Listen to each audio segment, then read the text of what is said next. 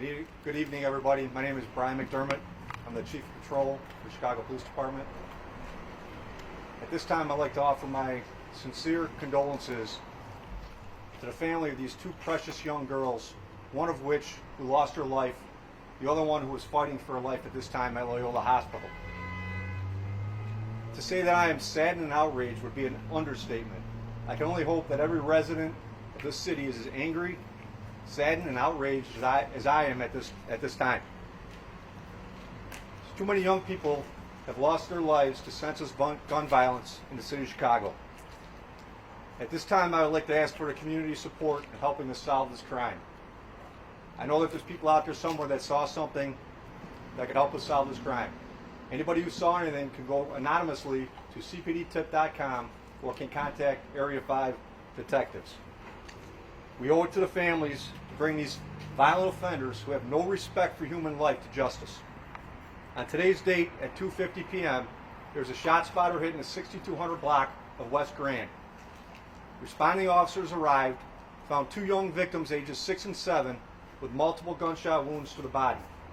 The responding officers rendered aid while awaiting arrival of the Chicago Fire Department. CFD arrived, transported our two victims to Loyola Hospital, where our 7-year-old succumbed to her injuries and the 6-year-old is fighting for her life at this time. Area 5 detectives are still on the scene, interviewing witnesses, canvassing the area for anybody who saw anything, attempting to locate any private video, and recovering any and all evidence on the scene. Because this is still in the preliminary and the early stages of this investigation, there's not a lot of information that I can release at this time. And again, I'm asking members of the public that saw anything, please go to cpdtip.com or to contact Area 5 detectives. With that, I'll open it up for a couple of questions. Can you confirm if these were sisters? Yes, they were sisters. And was anyone else in the vehicle with them at the time, or were they sitting there by themselves?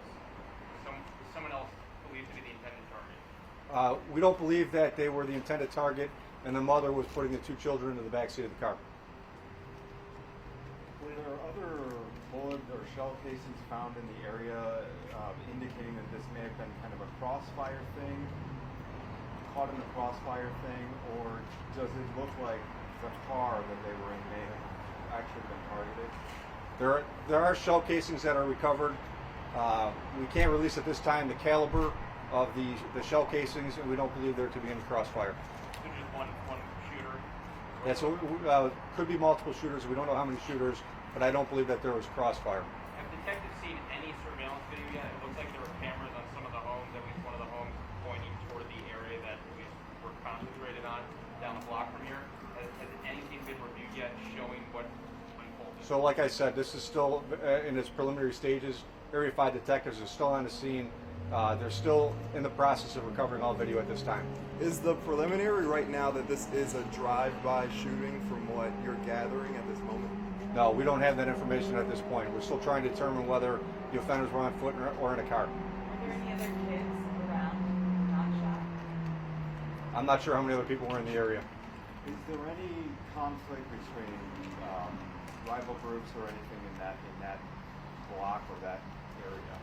It is a gang conflict area, but like I said, we don't believe that these children or their mother were the intended target.